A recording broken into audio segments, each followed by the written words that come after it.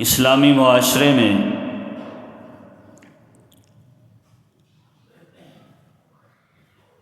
ہمیشہ لڑائی اور فساد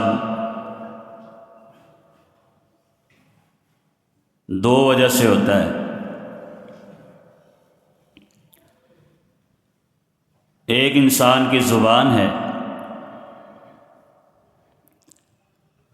اور دوسرا انسان کا بڑا پن ہے۔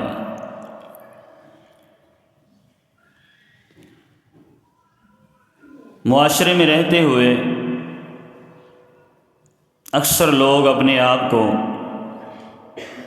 بہت بڑا سمجھتے ہیں اور اس بڑے ہونے کی وجہ سے اپنے آپ کو ہر چیز کا حقدار سمجھتے ہیں۔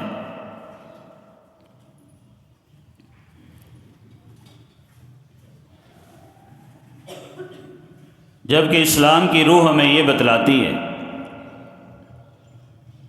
کہ انسان جتنا بڑا ہو اس کے اندر عاجزی انکساری اتنی ہی زیادہ ہونی چاہیے۔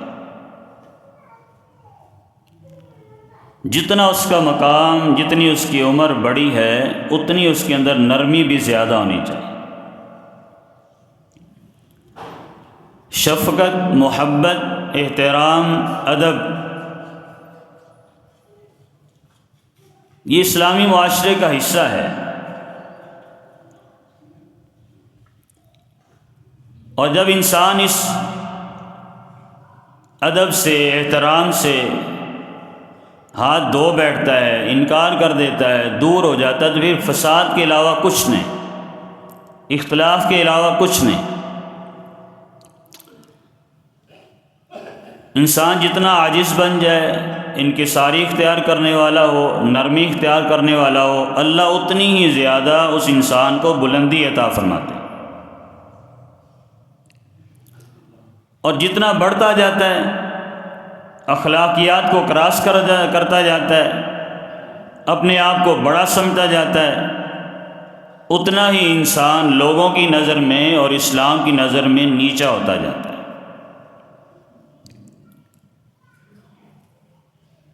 ام المؤمنین امی عائشہ صدیقہ رضی اللہ تعالیٰ عنہ کے پاس چند آدمی آئے، آ کے سوال کرتے ہیں اللہ کے نبی صلی اللہ علیہ وسلم کا اخلاق کیسا ہے، آپ کا کردار کیسا ہے، آپ کا اٹھنا بیٹھنا، آپ کا سونا جاگنا، آپ کا لین دین، آپ کا کاروبار، آپ کا مزاج، آپ کا کلام کرنا، آپ کا بات سننا، سن کر جواب دینا، آپ کا غصے کو برداشت کرنا، یہ سارے کا سارا کیا ہے؟ اس کی مثال ہم کیسے سمجھیں؟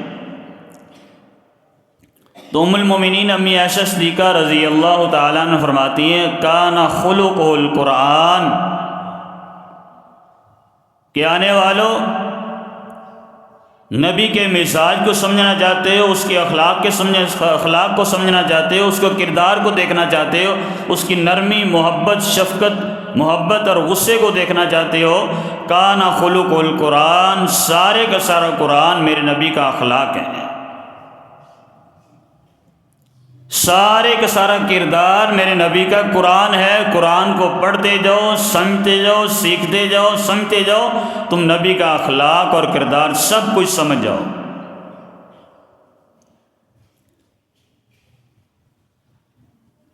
آج انسان کے دل کی سختی، زبان کی سختی، کردار کا برا ہونا، سب سے بڑی وجہ یہ ہے کہ ہم اللہ کی کلام قرآن سے بہت دور ہیں، نہ تلاوت کریں، نہ دل کے اندر نرمی آئے، نہ قرآن کا ترجمہ پڑھیں، نہ ہمیں سمجھ آئے کہ ہمارا رب ہمیں پیغام کیا دینا چاہتا ہے، ہماری روزمرہ کی زندگی ہمیں کیا سمجھانا چاہتی ہے، قرآن کیا ہے، اللہ کا فرمان کیا ہے، اللہ کے احکامات کیا ہیں، اور رسول اللہ صلی اللہ علیہ وسلم کے اخلاق اور آداب کیا ہیں۔ میں سمجھتا ہوں میرا حق زیادہ ہے، میں غصہ کرتا ہوں اور خوب کرتا ہوں، اگلے بندے کو زیرو کر دیتا ہوں۔ اگلا سمجھتا ہے کہ میرا حق زیادہ ہے، میں غریب ہوں یا میں بڑا ہوں یا میں اس اعتبار سے حق رکھتا ہوں، لہذا میرا اعتبار کرنا چاہیے۔ یاد رکھیے جب تک دوسرے کا خیال نہیں کریں گے آپ کا کوئی خیال نہیں کرے گا۔ میں یہ کہا کرتا ہوں، ہم کہتے ہیں نا معاشرے میں ایک بڑی معروف بات ہے کہ غلط بات مجھ سے برداشت نہیں ہوتی۔ ہر بندہ کہتا ہے یار غلط بات میں برداشت نہیں کر سکتا۔ پھر آپ برداشت کیا کرتے ہیں بھائی بتلاؤ؟ اگر غلط بات آپ برداشت نہیں کرتے تو آپ برداشت کیا کرتے ہیں؟ صحیح بات تو سارے برداشت کر لیتے ہیں۔ 1000 بندہ لائن میں کھڑا ہو کے آپ کی تعریف کر رہے ہیں، آپ ان کو غلط کہیں گے؟ آپ خوش ہو جائیں گے؟ 1000 میں اگر ایک بندہ غلط بات کر رہا ہے، آپ غصہ کر رہے ہیں، تو آپ نے برداشت کیا کیا ہے؟ پھر آپ نے دین کو سمجھا کیا ہے؟ قرآن کو پڑھا کیا ہے؟ نبی کی سیرت اور صورت کو پڑھا کیا ہے؟ او بھائی غلط بات کو سن کے اسے ہی برداشت کرنا ہوتا ہے، اسے ہی حل کرنا ہوتا ہے، اسے پیار اور محبت سے اگلے بندے کی اصلاح کرنی ہوتی ہے، سمجھانا ہوتا ہے۔ یہ جملہ ہی غلط ہے کہ یار غلط بات مجھ سے برداشت نہیں ہوتی، غلطی تو برداشت کرنی ہوتی ہے۔ صحیح برداشت کر کے کون سا کمال کر لیتے ہیں؟ رسول مکرم صلی اللہ علیہ وسلم کے پاس ایک صحابی آئے، کہا اللہ کے نبی صلی اللہ علیہ وسلم کوئی نصیحت کر دیں جو میرے کام آ جائے، دنیا و آخرت میں کامیاب ہو جاؤں، جنت میں چلا جاؤں، دنیا میں رہتے ہوئے زندگی آسان ہو جائے۔ فرمایا لا تغضب، غصہ نہ کیا کر۔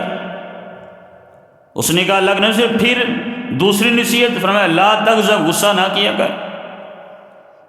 اس نے کہا فرمایا کوئی اور بات، فرمایا لا تغضب، غصہ نہ کیا کر۔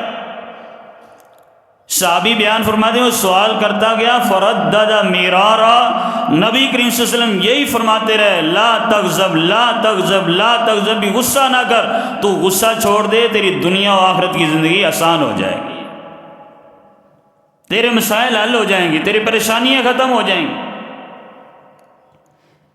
پھر آقا علیہ السلام نے فرمایا انما الشدید الذی یملک نفسہ عند الغضب۔ پہلے سوال کیا میرے صحابہ یہ بہادر کون ہے؟ صحابہ نے کہا اللہ جو جنگ کرے، لڑائی کرے، کشتی کرے، اگلے کو بچھاڑ دے، خود جیت جائے، اگلے کو ہرا دے، یہ بہادر ہے۔ فرمایا اللہ میرے صحابہ وہ بہادر نہیں، وہ کامیاب نہیں۔ انما الشدید الذی یملک نفسہ عند الغضب، میری امت میں، میری شریعت میں، میرے رب کی مخلوق میں بہادر وہ ہے جسے انتہا کا غصہ آتا ہو، غصے پہ اپنے آپ پہ کنٹرول کر لے، فرمایا وہ بہادر ہے۔ جو اپنے غصے پہ کنٹرول کر لیتا ہے، غصہ اظہار نہیں کرتا، لوگوں پہ غصہ نہیں نکالتا، اپنا غصہ پی جاتا ہے، غصے کو ختم کر دیتا ہے، فرمایا وہ بہادر ہے، وہ دنیا و آخرت میں کامیاب انسان ہے۔ لیکن ہمارا معاشرہ، ہم تو کہتے ہیں اینٹ کا جواب پتھر سے نہیں، تو مزہ ہی نہیں آتا۔ یہ بھی کوئی انسان ہے، یہ بھی کوئی بندہ ہے، اس کی بھی کوئی زندگی ہے یار۔ اگلا 100 باتیں کر کے چلا گیا، اس نے جواب ہی کوئی نہیں دیا۔ نہ جواب دینے والا بزدل ہے، معاشرے میں حقیر لوگ بندہ سمجھا جاتا ہے، اس کی وقت ہی نہیں جو اینٹ کا جواب پتھر سے نہ دے۔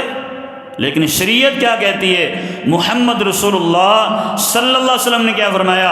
عند الغضب، جب غصہ آیا ہے اپنے نفس سے کنٹرول کر لیتا ہے، اپنے غصے کو ختم کر دیتا ہے، فرمایا یہ بہادر ہے، یہ اللہ کا محبوب ترین بندہ ہے۔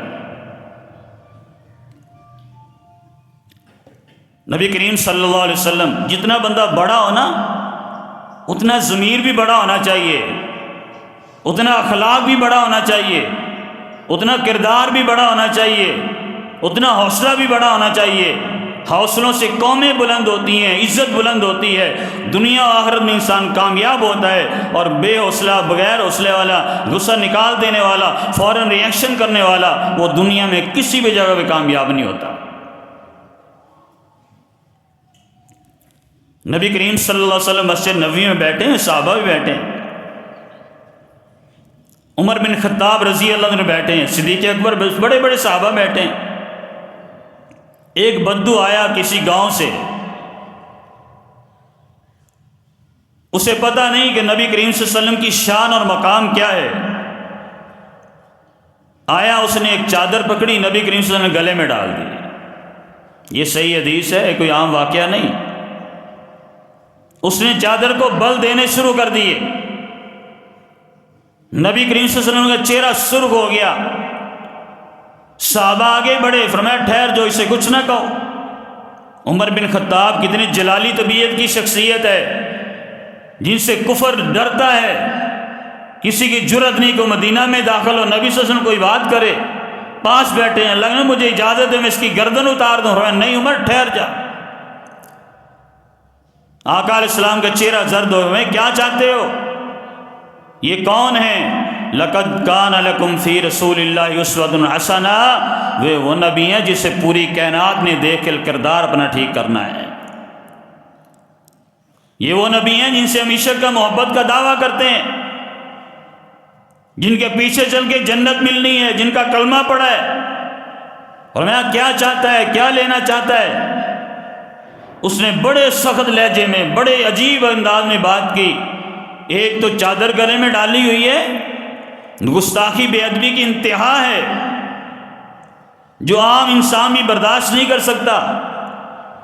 کہتا ہے مرلی من مال اللہ،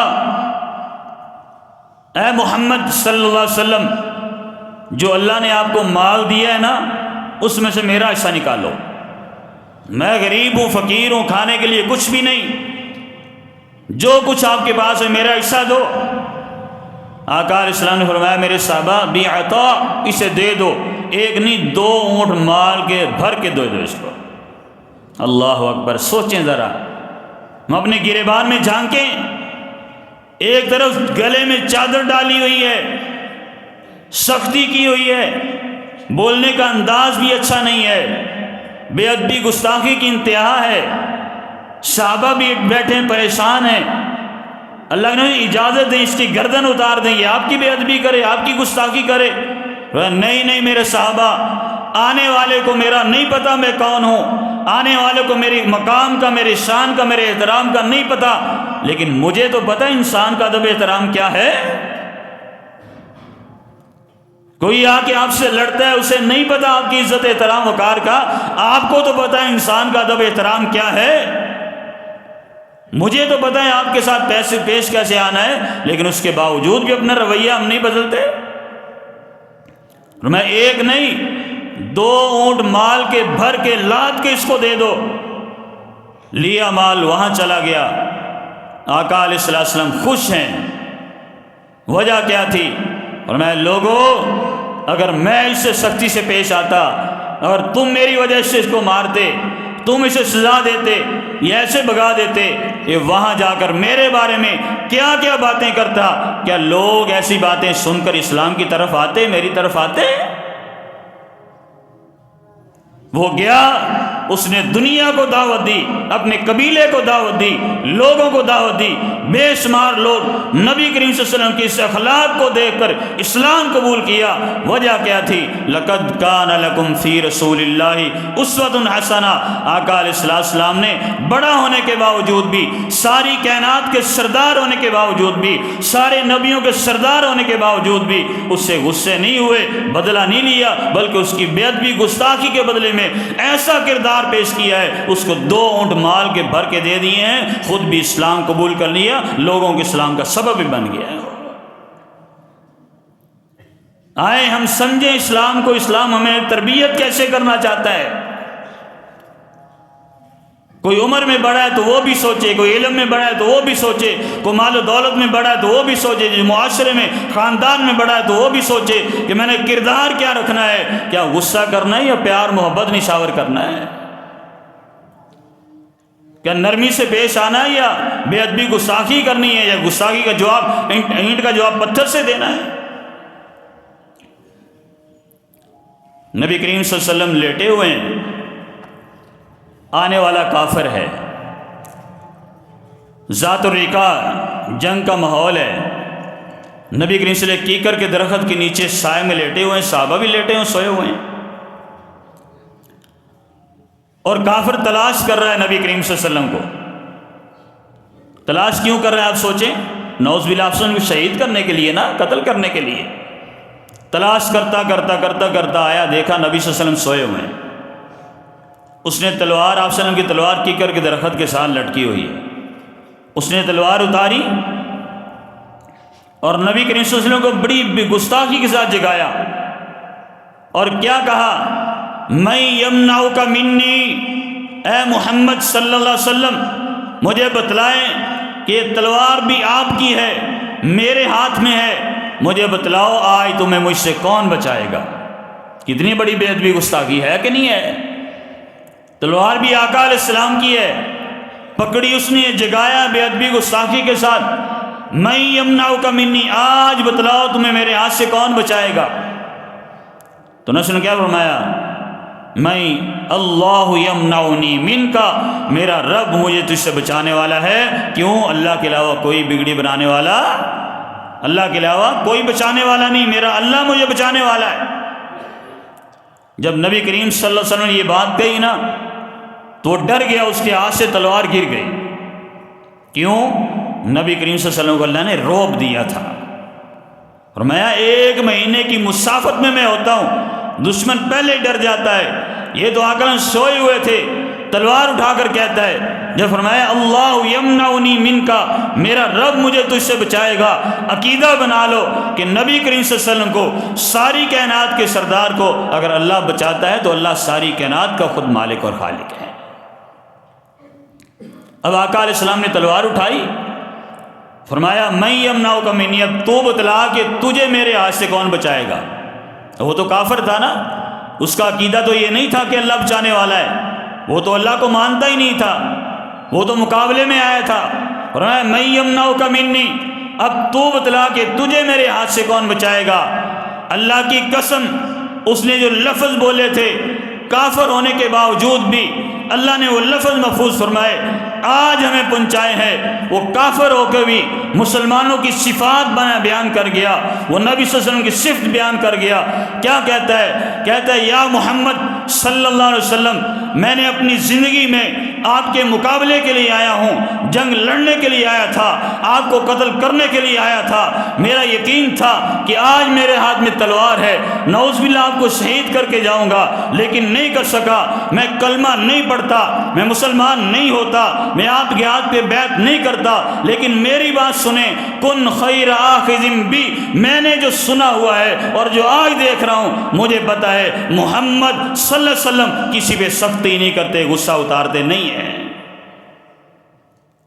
کاش ہمیں یہ بات سمجھ آ جائے، کافر ہے آنے والا، گستاخی بے ادبی بھی کی ہے، لیکن نبی کریم صلی اللہ علیہ وسلم کے بارے میں کیا کہتا ہے، کن خیر آخذ بی، آپ پوری کائنات کے نبی ہیں، اپنے آپ کو نبی کہتے ہیں، آپ کے صحابہ آپ کے ساتھ ہیں، آپ بدلہ لینا چاہیں لے سکتے ہیں، مجھے قتل کرنا چاہیں کر سکتے ہیں، میں کلمہ نہیں پڑھتا، لیکن میرا یہ ایمان ہے، میں یہ سمجھتا ہوں کہ آپ ہر کسی کے ساتھ محبت اور عقیدت سے پیش آتے ہیں، آپ مجھے قتل نہیں کریں گے، مجھے معاف کر دیں گے۔ یہ ہمارے نبی کی صفت ہے جو کافر نے بیان کی، اور میں جا چلا جا، میں نے تجھے معاف کر دیا۔ لقد کان لکم فی رسول اللہ اسوۃ حسنہ، مسلمانوں ہم نامی گرامی مسلمان نہ رہیں، عملی مسلمان بنے۔ اللہ نے رتبہ دیا ہے، مقام دیا ہے، عزت دی ہے، عمر بڑی ہے، خاندان میں، قبیلے میں، معاشرے میں، لوگوں میں، بڑوں میں، چھوٹوں میں، جو جس کا رتبہ ہے اس طرح کا بن کے دکھائیں اسلامی معاشرے کے مطابق۔ اپنے حوصلے بھی بڑے کریں، ضمیر کو بھی بڑا کریں، اپنے ارادوں کو بھی بڑا کریں، اپنے اندر نرمی لے کے آئیں، عاجزی لے کے آئیں، انکساری لے کے آئیں۔ جتنے عاجز بنتے جائیں گے اللہ بلند کرتا چلا جائے گا۔ غصہ نکالنے سے، لوگوں کو دکھانے سے، غصے کا اظہار کرنے سے کبھی کوئی عزت نہیں پاتا۔ کوئی ایک مثال دین اسلام میں دکھائیں جس نے اپنی ذات کی خاطر غصہ اتارا ہو، بدلہ لیا ہو، کبھی اللہ نے اس کو عزت دی ہو۔ ہاں اسلام کی خاطر غصہ کریں گے نا، اسلام کے لیے، تو پھر اللہ عزت دے گا۔ وہ اسلام کی خاطر جہاد ہے، جہاد میں غصہ اتارنا ہے، آج کل وہ ہمارے لیے ممکن نظر نہیں آتا۔ دوسرا سٹیپ کیا ہے اس گفتگو کا، کہ جو بڑے ہیں نا، بڑے وہ بڑے ہی ہوتے ہیں، ان کا ادب احترام کرنا ضروری ہے۔ اس کا مطلب ہرگز یہ نہیں ہے کہ ہم اپنی بدماشی کرتے رہیں، ہم اپنے غصے کرتے رہیں، جو بڑا ہے جہاں وہ برداشت کرے گا، میں جو کچھ مرضی کرتا رہوں، نہیں۔ اگر بڑا شفقت کر رہا ہے، محبت کر رہا ہے، اخلاق سے پیش آ رہا ہے، ادب احترام کر رہا ہے، تو اس کا ہرگز مطلب نہیں کہ چھوٹے اپنی مرضی کرتے پھریں۔ ہر بندہ اپنی ذمہ داری، آقا علیہ السلام نے کیا فرمایا؟ من لم یرحم صغیرنا ولم یعقر کبیرنا لیس منا۔ فرمایا ایسے لوگ جو چھوٹوں پر شفقت نہیں کرتے، بڑوں کا ادب احترام نہیں کرتے، لیس منا، ان لوگوں کا میری امت سے تعلق ہی نہیں ہے۔ وہ امت محمدیہ کہلوا ہی نہیں سکتے، وہ نبی کا امتی ہو ہی نہیں سکتا جو اپنے چھوٹوں پر شفقت اور محبت نہیں کرتا اور جو بڑوں کا ادب احترام نہیں کرتا۔ بڑا کون ہوتا ہے؟ سنیے، جسے اللہ نے علم دیا ہو، جسے اللہ نے شریعت دی ہو، جسے اللہ نے مقام دیا ہو، اس بڑے کو بڑا سمجھنا چاہیے۔ ایک ہے عمر کے اعتبار سے وہ بھی بڑا ہے، اس کا ادب احترام بھی اپنی جگہ پر، اس کے ساتھ بھی ظلم و زیادتی جائز نہیں ہے، کمی کوتاہی جائز نہیں ہے، اس کا ادب احترام کریں، ہر حال میں کریں، کسی بھی لمحے اس کی بے ادبی گستاخی نہیں، لیکن جو علم میں آپ سے بڑا ہے اس کا زیادہ ادب احترام ہے۔ آج کوئی یہ کہے کہ عمر میں بڑا ہوں، میں عمر میں تو اس کے والد سے بھی بڑا ہوں، میں عمر میں سے ان سے بہت بڑا ہوں، میرا خیال نہیں کرتے، میں جو مرضی کرتا رہوں۔ نہیں، سیدنا عمر بن خطاب رضی اللہ تعالیٰ عنہ مدینہ سے مکہ کی طرف آئے، رستے میں حضرت نافع ملنے کے لیے گئے۔ حضرت نافع کو عمر بن خطاب نے مکے کا گورنر بنایا تھا۔ جو وہ ملنے کے لیے آئے تو عمر بن خطاب کہتے ہیں اللہ کے بندے تو آ گیا، پیچھے نائب کس کو بنا کے آیا ہے؟ اپنی جگہ مقرر کس کو کر کے آیا ہے؟ کہا عمر بن خطاب رضی اللہ تعالیٰ عنہ فلاں بندہ جو ہے نا ابن ابزہ، اس کو مقرر کر کے آیا ہوں۔ منی ابن ابزہ؟ کون ہے ابن ابزہ؟ میں تو نہیں جانتا۔ فرماتے ہیں وہ ہمارے غلاموں میں سے غلام ہے، اس کو میں مکے والوں کا سردار مقرر کر کے آ گیا ہوں، امیر مقرر کر کے آ گیا ہوں۔ کہا غلام کو؟ اور فرمایا مکے والے قریش، ہاشمی اور بڑے بڑے سردار، ان کا تو امیر جو ہے کسی غلام کو بنا کے آ گیا، یہ تو نے کیوں کیا؟ وہ تو اس کی بے ادبی کریں گے، گستاخی کریں گے، وہ تو آپس میں اختلاف ہو جائے گا، لڑائی ہو جائے گی۔ تو نافع کہتے ہیں عمر بن خطاب رضی اللہ تعالیٰ عنہ ایسا نہیں ہوگا۔ فرمایا کیوں؟ عمر میں وہ چھوٹا ہے غلامی کی حالت میں، لیکن رب کے قرآن کو سب سے زیادہ جانتا ہے، سارے مکے والے ادب احترام کرتے ہیں، سردار بھی ان کو جھک کے سلام کرتے ہیں۔ کہا نام اب صحیح ہے، تو نے بالکل صحیح فیصلہ کیا ہے، بے شک عمر میں کوئی بڑا ہو، سردار ہو، قوم کا بڑا ہو، علاقے کے بڑا ہو، اگر قرآن میں سب سے زیادہ علم اس کے پاس ہے، تو نے اس کو سردار بنایا ہے، تو نے بالکل صحیح کیا ہے۔ ان کے فرض ہے مکہ والوں پر، بے شک بیت اللہ میں رہتے ہیں، مکہ میں رہتے ہیں، وہ قریش ہیں، وہ ہاشمی ہے، وہ نبی کریم صلی اللہ علیہ وسلم خاندان ہیں، لیکن قرآن میں جو سب سے بڑا ہے، حقیقت میں وہی سب سے بڑا ہے۔ ان اللہ یرفع بہذا الکتاب ویضع بآخرین، رب نے جو فیصلہ کیا تھا کہ اللہ قرآن والے کو عزت دیتا ہے، آج تیرا فیصلہ بالکل صحیح ہے، ایک غلام کی عزت احترام ان سے بڑی ہے۔ کیا بات سمجھ آئی؟ کہ جو علم میں بڑا ہو، قرآن میں پڑھا ہو، پڑھانے والا ہو، سکھلانے والا ہو، آپ کی اولاد کا آپ کا استاد ہو، وہ آپ سے عمر میں چھوٹا بھی ہو تب بھی بڑا ہے۔ آپ کی عمر کا کوئی بھی حصہ ہو، آپ پر فرض ہے اس کا ادب احترام کرنا۔ یہ نہیں ہے کہ میرے بچوں جیسا ہے یا میرے بچوں سے بھی چھوٹا ہے یا فلاں ہے، اس کو ادب احترام کرنا چاہیے۔ میں نے یہ کہہ بھی دیا کہ نہیں کہہ سکتے، بڑوں کا ادب احترام بڑوں کی طرح کرنا ضروری ہے۔ سیدنا عبداللہ ابن عمر رضی اللہ تعالیٰ عنہ، مدینہ میں ایک بندہ آیا کہ عبداللہ بن عمر رضی اللہ تعالیٰ عنہ آپ نے فلاں بندے کو مسجد قباء کا امام بنا دیا ہے، اور وہ مسجد قباء جہاں 2 رکعتیں پڑھنے کی ایک عمرے کے برابر اجر ملتا ہے۔ اور جس مصلی پہ آپ نے فلاں بندے کو امام بنایا ہے، وہ تو عمر میں بہت چھوٹا ہے اور ہے بھی غلاموں میں سے، اور اس مصلی پہ نبی صلی اللہ علیہ وسلم نماز پڑھایا کرتے تھے، سیدنا صدیق اکبر نماز پڑھایا کرتے تھے، سیدنا عمر بن خطاب نماز پڑھایا کرتے تھے، آپ نے اس مصلی کا امام فلاں سالم کو بنا دیا؟ کا سوال کرنے والے کیا قباء والے اس کا ادب احترام نہیں کرتے ہیں؟ اس کے پیچھے نمازیں نہیں پڑھتے ہیں؟ فرمایا میں نے بنایا اس لیے تھا کہ اہل قباء میں رہنے والوں میں سے اس سے زیادہ قرآن کو کوئی نہیں جانتا تھا۔ عمر کا لحاظ نہیں کیا، قوم کا لحاظ نہیں کیا، غلامی کا لحاظ نہیں کیا، قرآن کی عزت احترام ہے، قرآن کی وجہ سے اسے امام بنایا ہے، جاؤ اس کا عزت احترام ادب کیا کرو، اس کے وجہ سے نماز پڑھا کرو، اس سے بڑا اس کائنات میں کوئی نہیں ہے۔ جب دین کا معاملہ ہو، قرآن کا معاملہ ہو، شان کا معاملہ ہو تو پھر عمر کا لحاظ نہیں کیا جاتا، رب کے قرآن کا ادب احترام کیا جاتا ہے۔ سیدنا عباس رضی اللہ تعالیٰ عنہ، سنیے، ہر بندہ اپنی اصلاح کرے۔ ہم معاشرے میں تو بڑی بڑی غلطیاں کر جاتے ہیں، صرف انا کی بنا پر، تکبر کی بنا، فخر کی، میں ہوں۔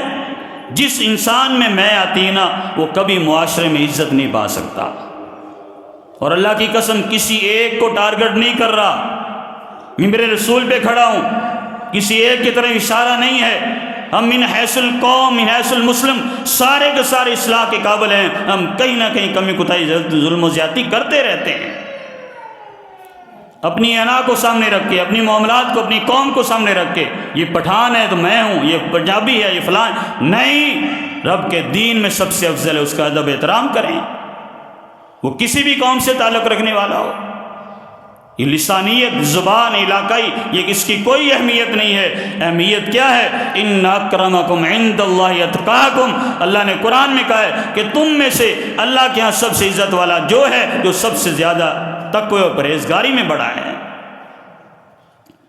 بڑا بننا چاہتے ہیں تو آئیں، ایمان میں آگے بڑھیں، اسلام میں آگے بڑھیں، تقوی و پرہیزگاری میں آگے بڑھیں۔ دنیا کا مال تو اللہ ان حقیر لوگوں جن کی کوئی پہچانوں کو بھی اللہ دے دیتا ہے۔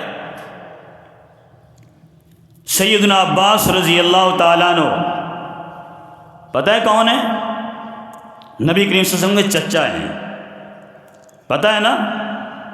کسی نے سوال کیا، اے عباس رضی اللہ تعالیٰ عنہ، آپ نبی کریم صلی اللہ علیہ وسلم کے چچا ہیں، آپ یہ بتلائیں کہ آپ بڑے ہیں یا نبی کریم صلی اللہ علیہ وسلم بڑے ہیں؟ حالانکہ عباس رضی اللہ عمر میں بڑے تھے۔ سوال بڑا انداز سے کیا کہ کرنے والے نے، اور میں یہ کہتا ہوں سوال کیوں کیا؟ ہمیں سمجھانے کے لیے، ہمیں بتانے کے لیے کہ لوگوں ادب احترام کس کا ہے، شان اور مقام کس کی ہے۔ اگر ذاتی کوئی ایسا معاملہ ہے بھی، کوئی بات ہو بھی جائے تو جس کو اللہ نے شان دی ہے نا، بے شمار باتیں بھول جایا کریں، کیوں؟ ہمارے اندر بھی کمی کوتاہی پائی جاتی ہے، انسان ہے نا، معاشرے میں رہتا ہے۔ کہ آپ بڑے ہیں یا نبی صلی اللہ علیہ وسلم بڑے ہیں؟ تو عباس رضی اللہ فرماتے ہیں، او لوگوں، سوال کرنے والوں، مجھ سے پوچھنے والوں، کہ نبی کریم صلی اللہ علیہ وسلم کا میں چچا ہوں، میں بڑا ہوں یا آپ بڑے ہیں؟ یاد رکھو کائنات والو، عمر میری زیادہ ہے، مقام میں نبی کریم صلی اللہ علیہ وسلم بڑے ہیں۔ فرمایا عمر میری زیادہ ہے لیکن بڑے محمد رسول صلی اللہ علیہ وسلم، کیوں؟ اللہ نے شان اور مقام ان کو عطا فرمائی ہے، ان کے سامنے کوئی کائنات کا انسان بڑا نہیں ہے۔ جب کوئی بھی بڑا نہیں تو پھر میری کیا حیثیت ہے؟ شان اور مقام، عزت و احترام اس وجہ سے ہے جس کو اللہ نے بلند کیا ہے۔ ان اللہ یرفع بہذا الکتاب ویضع بآخرین۔ نبی کریم صلی اللہ علیہ وسلم، سیدنا صدیق اکبر آپ کے سسر ہیں، پتہ ہے نا؟ عمر بن خطاب آپ کے سسر ہیں، لیکن مقام کن کا بڑا ہے؟ محمد رسول اللہ صلی اللہ علیہ وسلم کا۔ رشتہ داری کی وجہ سے بڑے لوگوں کو دیکھا ہے، اچھا ہے تو ہمارا رشتہ ہے، ہمارا کزن لگتا ہے، ہمارا بھتیجا ہے، ہمارا بھانجا ہے، اس کی کیا ہے، وہ فلاں فلاں۔ نہیں، اگر اللہ نے اس کو قرآن دیا ہے، اس کو شان دی ہے، اس کو تسلیم کریں۔ آپ کی عمر جتنی بھی بڑی ہے، آپ کی شان اس سے بڑی نہیں ہے، شان اس کی بڑی جس کو رب نے قرآن دیا ہے۔ اور آقا علیہ السلام جب بھی بلاتے تھے کیا کہتے تھے اپنے سسر کو؟ یا صدیق، یا عمر، یعنی اس اعتبار سے اللہ نے حکم دیا، آپ کے بے شک وہ سسر ہیں، وہ رشتے میں آپ کے بڑے حقدار ہیں، لیکن آپ کائنات کے بڑے ہیں، آپ کا مقابلہ کوئی نہیں کر سکتا۔ تو ایسے انسان کو سمجھنا چاہیے ادب احترام کے ساتھ کہ ہر معاشرے میں رہتے ہوئے کوئی عمر کے لحاظ سے، میں نے پھر دوبارہ عرض کر دوں، کہ آقا علیہ السلام کی حدیث کو یاد رکھیے کہ اگر کسی کی عمر زیادہ ہے اس کا ادب احترام کریں، اگر ادب احترام نہیں کرتے تو آپ کی شان کا فائدہ کوئی فائدہ نہیں ہے۔ اس کو بڑے ہونے کا ادب احترام ہے۔ من لم یوقر کبیرنا، اور میں جو انسان جس کے بعد جو کچھ مرضی ہے اگر وہ بڑے کا ادب احترام نہیں کرتا تو نبی صلی اللہ علیہ وسلم کو اپنی امت سے نکال دیا ہے۔ تو اللہ نے قرآن میں کیا ہے؟ وَلَا تَسْتَوِي الْحَسَنَةُ وَالسَّيِّئَةُ وَلَا السَّيِّئَةُ کہ اللہ کائنات والو برائی کا بدلہ نیکی کے ساتھ دیا کرو۔ تو آخری باتیں سمجھیں، اگر کسی سے کوئی بے ادبی ہو بھی جائے، کوئی غلط بات کہہ بھی بیٹھے، کوئی عمر کے لحاظ سے بڑا ہے یا علم کے لحاظ سے بڑا ہے یا پڑھانے کے اعتبار سے بڑا ہے، معاشرے میں اکٹھے رہتے ہوئے کسی سے بھی کمی کوتاہی ہو جائے، کسی کو برائی کا بدلہ برائی سے نہیں بل سیئہ برائی سے نہیں بلکہ نیکی کے ساتھ دینا چاہیے۔ ادفع باللتی ہی احسن فاذا الذی بینک وبینہ عداوہ، اللہ قرآن کے اندر فرماتے ہیں کہ برائی کا بدلہ بھی نیکی کے ساتھ دو۔ کسی نے برا کر بھی دیا ہے برداشت کر جو، کسی نے غلط کہہ بھی دیا ہے برداشت کر جو، کسی نے آپ کے ساتھ نقصان کر بھی دیا ہے برداشت کرو۔ نیکی کا بدلہ نیکی کے ساتھ، برائی کا بدلہ بھی نیکی کے ساتھ۔ پھر کیا ہوگا؟ ادفع باللتی احسن فاذا الذی بینک وبینہ عداوۃ، اللہ فرماتے ہیں بے شک تمہارے جتنے بھی اختلافات ہوں گے، لڑائیاں ہوں گی، دشمنی ہوگی، جو کچھ مرضی ہوگا تم نیکی کا بدلہ نیکی سے دو گے، برائی کا بدلہ بھی نیکی سے دو گے۔ پھر کیا ہوگا؟ کأنہ ولی حمیم، اللہ تمہیں دوست بنا دے گا اور آپس میں سارے اختلافات ختم کر دے گا۔ وجہ ادفع باللتی احسن، اپنی برائی کو بھی اچھائی میں بدل دیجئے، گناہ کو بھی نیکی میں بدل دیجئے۔ کسی نے برا کیا ہے تو اچھائی سے پیش آئیں۔ اور آقا علیہ السلام کی پوری زندگی کے بارے میں اللہ قرآن میں کیا فرماتے ہیں؟ فَبِمَا رَحْمَةٍ مِّنَ اللَّهِ لِنْتَ لَهُمْ وَلَوْ كُنْتَ فَظًّا غَلِيظَ الْقَلْبِ لَانفَضُّوا مِنْ حَوْلِكَ، اے محمد صلی اللہ علیہ وسلم اگر آپ کا نرم لہجہ نہ ہوتا، اخلاق اچھا نہ ہوتا، آپ پیار محبت سے نہ بولتے تو اس کائنات میں آپ کے نزدیک بھی کوئی نہیں آنے والا تھا۔ آپ کے پاس لوگ کیوں چل کے آتے ہیں؟ اسلام کیوں قبول کرتے ہیں؟ نیکی قبول کیوں کرتے ہیں؟ گناہوں کو کیوں چھوڑتے ہیں؟ کفر کو چھوڑ کے اسلام کیوں قبول کرتے ہیں؟ فَبِمَا رَحْمَةٍ مِّنَ اللَّهِ، کہ آپ لوگوں سے شفقت کرنے والے ہیں، محبت کرنے والے ہیں، اخلاق سے پیش آنے والے ہیں۔ اگر کوئی چھوٹا بھی غلطی کر دے اسے معاف کر دیتے ہیں، بڑا بھی کوئی گناہ کرے اسے بھی معاف کر دیتے ہیں۔ معاشرے میں رہتے ہوئے سکون والی زندگی تب ہوگی جب یہ معیار ہوگا کہ چھوٹے کو معاف کرنا ہے، اس سے محبت اخلاق کرنی ہے، بڑے سے کمی کوتاہی ہوئی ہے اس سے بھی محبت سے پیش آنا ہے، اس کے ساتھ ناراضگی کی اظہار نہیں۔ ناراضگی ختم ہو جائے، بغض ختم ہو جائے، حسد ختم ہو جائے، لڑائی ختم ہو جائے تو اس معاشرے میں سکون آ جاتا ہے، رحمت اللہ کی نازل ہوتی ہے، معاشرہ بھی سکون والا ہوتا ہے اور کل قیامت کی جنت کا رستہ بھی آسان ہو جائے گا۔ اللہ سے دعا اللہ عمل کی توفیق عطا فرمائے۔ اقول قولی ھذا استغفر لی ولکم۔